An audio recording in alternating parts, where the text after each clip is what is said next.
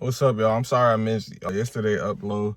My friend had came over, so I had to pick up for everyone, and we was spending the whole day and lost track of time. But the psychology of money. Let's head to that next chapter, which is chapter 5. Getting wealthy versus staying wealthy. Let me find a good place to prop this up. Good investing is not necessarily about making good decisions. It's about consistently not screwing up. There are a million ways to get wealthy, and plenty of books on how to do so. But there's only one way to stay wealthy, some combination of frugality and paranoia. And that's a topic we don't discuss enough. Let's begin with a quick story about two investors, neither of whom knew the other, but whose path crossed in an interesting way almost a century ago. Jesse Livermore was the greatest stock market trader of his day. Born in 1877, he became a professional trader, but most people knew you could do such a thing. By age 30, he was worth the inflation-adjusted equivalent of 100 million. By 1929, Jesse Livermore was already one of the most well-known investors in the world. The stock market crash that year that ushered in the Great Depression cemented his legacy in history. More than a third of the stock market's value was wiped out in an October 1929 week whose days were later named Black Monday, Black Tuesday, and Black Thursday. Livermore's wife, Dorothy, feared the worst when her husband returned home on October 29th. Reports of Wall Street speculators committing suicide were spreading across New York. She and her children greeted Jesse at the door in tears, while her mother was so distraught she hid in another room screaming. Jesse, according to biographer Tom Rupito, stood confused for a few moments before realizing what was happening. He then broke the news to his family. In a stroke of genius and luck, he had been betting stocks would decline. You mean we are not ruined, Dorothy asked. No, darling. I have just had my best ever trading day. We are fabulously rich and can do whatever we like, Jesse said. Dorothy ran to her mother and told her to be quiet. And one day, Jesse Livermore made the equivalent of more than $3 billion. Wow. During one of the worst months in the history of stock market, he became one of the richest men in the world. As Livermore's family celebrated their unfathomable success, another man wandered the streets of New York in desperation. Abraham Jermsky was a multimillionaire real estate developer who made a fortune during the roaring 1920s. As the economy bloomed, he did what virtually every other successful New Yorker did in the late 1920s. Bet heavily on the surging stock market. On October 26, 1929, the New York Times published an article that in 2 paragraphs portrayed a tragic ending. Bernard H. Sandler, attorney of 225 Broadway, was asked yesterday morning by Miss Abraham Jermsky of Mount Vernon to help find her husband, Mrs. Thursday morning. Jermsky, who was 50 years old and an East Side real estate operator, was by Sandler to have invested heavily in stocks. Sandler said he was told by Miss Jermsky that a friend saw her husband late Thursday on Wall Street near the stock exchange. According to her informant, her husband was tearing a strip of ticker tape into bits and scattering it on the sidewalk as he walked down toward Broadway. And that, as far as we know, was the end of Abraham Jermsky. Here we have a contrast. The October 1929 crash made Jesse Livermore one of the richest men in the world. It ruined Abraham Jermsky, perhaps taking his life. But fast forward 4 years, the stories cross paths again. After his 1929 blowout, Livermore, overflowing with confidence, made larger and larger bets. He wound up far over his head in increasing amounts of debt and eventually lost everything in the stock market. Broke and ashamed, he disappeared for 2 days in 1933. His wife set out to find him.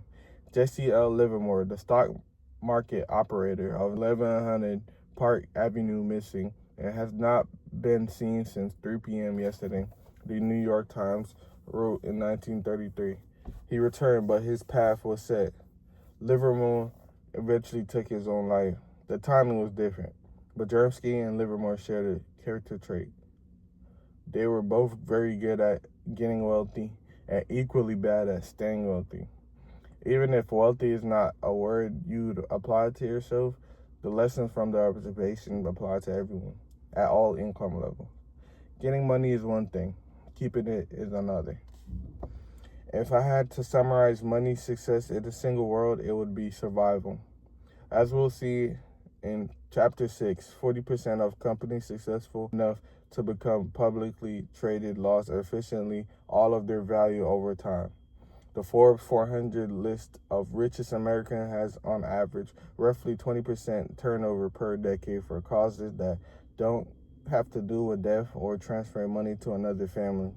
Capitalism is hard, but part of the reason this happens is because getting money and keeping money are two different. Getting money requires taking risks, being optimistic, and putting yourself, but keeping money requires the opposite of taking risks. It requires humility and fear that what you made can be taken away from you just as fast. It requires frugality and an acceptance that at least what you've made is attributed to luck, so past can't be relied upon to repeat indefinitely. Michael Mortis, the billionaire head of Sequoia Capital, was asked by Charlie Rose why Sequoia was so successful.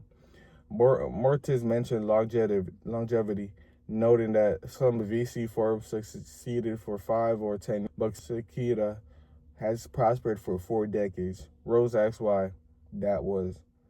Mortis, I think we've always been afraid of going out of business. Rose, really, so is fear. Only the paranoia survives.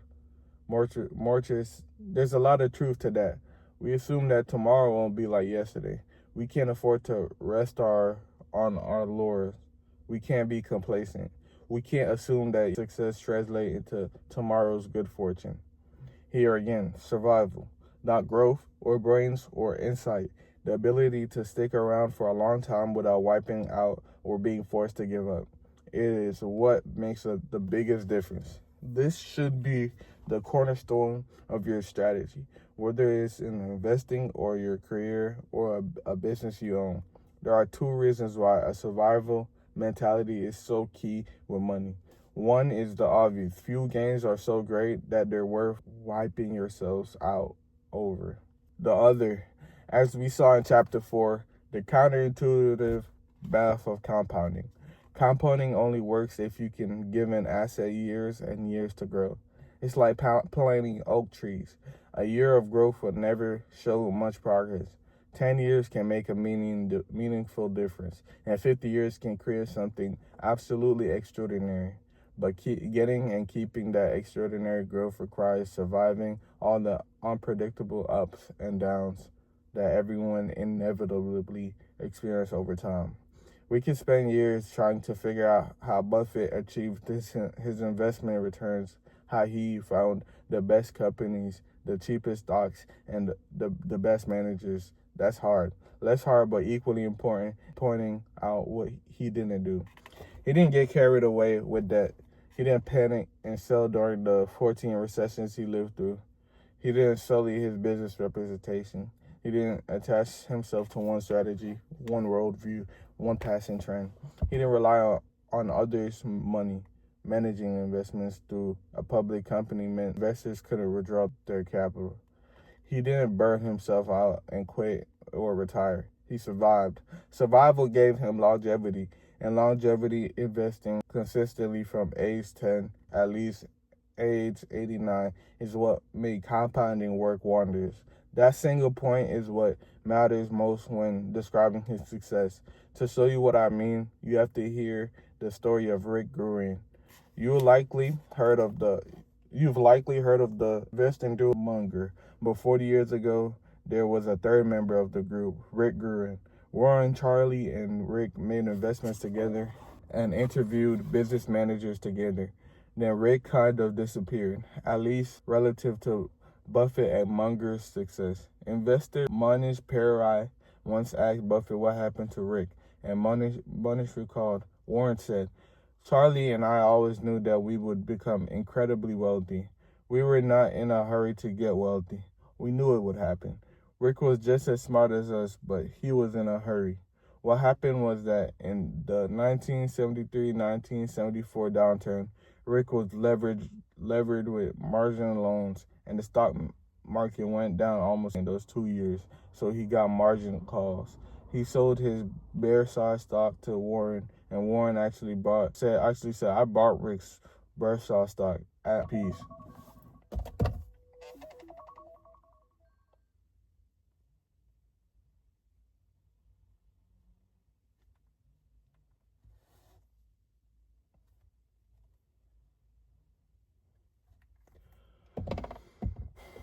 Rick was forced to sell because he was levered. Charlie, Warren, and Rick were equally skilled at getting wealthy, but Warren and Charlie had the skill of staying wealthy, which over time is the skill that matters most. Nazim Taleb put it this way: having an edge and surviving are two different things. The first requires the second. You need to avoid ruin at all costs. Applying the survival mindset to the real world comes down to appreciating these three things. One, big returns. I want to be financially unbreakable. And if I'm unbreakable, I actually think I'll get the biggest because I'll be able to stick around long enough for compounding to work wonders. No one wants to hold cash during a bull market. They want to own assets that go up a lot. You look and feel conservative holding cash during a bull market because you become acutely aware of how much return you're giving up by not owning the good stuff. Say cash earns 1% and stocks return 10% a year. That 9% gap will gnaw day. But if that cash prevents you from having to sell your in a bear market, the actual return you earned on that cash is not 1% a year. It could be many multiples of that, because preventing one desperate ill-timed stock sale can do more for your lifetime returns than picking dozens of big-time winners. Compounding doesn't rely on earning big returns. Merely good returns sustained uninterrupted for the longest period of time, especially in times of chaos and havoc, will always win. 2. Planning is important, but the most important part of every plan is to plan on the plan not going according to plan. What's the saying? You plan, God's laugh. You plan, God laughs. Financial and investment planning are to let you know whether your current actions are within the realm of reasonable. But few plans of any kind of survive their first encounter with the real. Planning your income, saving rate, and market returns over the next 20 years. Think about all the big stuff that's happened in the last 20 years that no one could have foreseen. September 11th, a housing boom and bust that caused nearly 10 million of Americans to lose. A financial crisis that caused almost 9 million to lose their jobs. A record-breaking stock market rally that ensued, and a coronavirus that shakes the world as I write this.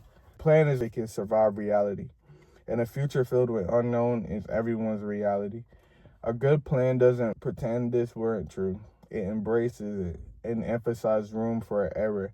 The more you need specific elements of a plan to be true, the more fragile your financial life becomes. If there's enough room for error in your savings rate that you can say, it'd be great if the market returns 8% a year over the next 30 years. But if it only does 4% a year, the more valuable your plan becomes. Many bets fail not because they were wrong, but because they were mostly right in a situation that required things to be exactly right. Room for error, often called margin of safety, is one of the most underappreciated forces in finance. It comes in many forms: a frugal budget, flexible thinking, and a loose timeline. Anything that lets you live happily with with a range of outcomes. It's different from avoiding a certain level of risk. Margin of safety is raising the odds of success at a given level of risk by increasing your chances of survival. Its magic is that the higher your margin of safety, the edge needs to be to have a favorable outcome. 3. A barbell personality.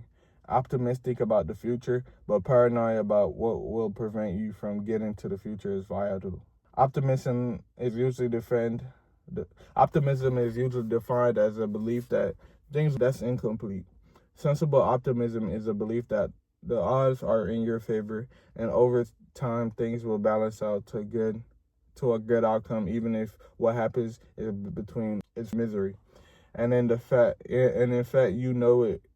can be optimistic term growth trajectory is up and to the right, but equally sure that the road between now and then is filled with landmines, and always will be. Those two things are not mutually exclusive. The idea that something can gain over the long run while being a basket case in the short run is not intuitive, but it's how a lot of things work in life. By the 20, the average person can lose roughly synaptic connections they had in their age 2. As inefficient and reductive neural pathways are cleared out, but the average 20-year-old is smarter than the average 2-year-old. Destruction in the face of progress is not only possible, but an efficient way to get rid of excess. Imagine if you were a parent and could see inside your child's brain. Every morning you would notice few synaptic connections in your kid's head. You would panic. You would say, "This can't be right. There's loss and destruction here. We need an intervention. We need to see a doctor." But you don't. What you are witnessing is the normal path to progress. Economics, markets, and careers often follow a similar path: growth amid loss. Here's how the U.S. economy performed over the last 170 years. This is it right here. Shows you. But do you know what happened during this period? Where do we begin? 1.3 million Americans died while fighting 9 major wars. Roughly 99.9% of all companies that were created went out of business. 4 U.S. presidents were assassinated. 675,000 Americans died in a single year from a flu pandemic.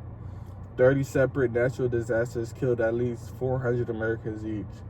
33 recessions lasted a cumulative 48 years. The number of forecasters who predicted any of those recessions rounds to 0. The stock market fell more than 10% from a recent high at least 102 times.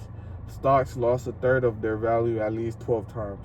Annual inflation exceeding 7% in 20 separate years. The words economic pessimism appeared in newspapers at least 29,000 according to Google. Our standard of living increased 20-fold in these 170 years, but barely a day went by that lacked tangible reasons of pessimism. A mindset that can be paranoid and optimistic at the same time is hard to maintain because seeing things as black or white takes less effort than accepting nuance. But you need short-term paranoia to keep you alive long enough to exploit long-term optimism. J.C. Livermore figured this out the hard way. He associated good times with the end of bad times. Getting wealthy made him feel like something was inevitable and that he was invincible. After losing nearly everything, he reflected, "I sometimes think that no price is too high for a speculator to pay to learn that which will keep him from getting the swelled head. A great many smashes by brilliant men can be traced directly to the swelled head. It's an expensive disease," he said. Everywhere to everybody. Next, we'll look at another way growth in the face of adversity can be so hard to wrap your head around. Boom, that was chapter 5. Next one is chapter 6, tells you win. You can be wrong half the time and still make a fortune. Thank y'all for watching.